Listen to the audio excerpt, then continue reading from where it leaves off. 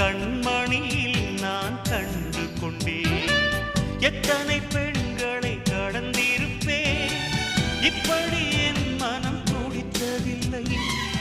இமைகள் இரண்டையும் திருடிக் கொண்டு உறங்கச் சொல்வதில் நியாயமில்லை. நீ வருவாயோ இல்லை மறைவாயோ, ஏ ஏ ஏ ஏ ஏ தன்னை தருவாயோ இல்லை கரைவாயோ.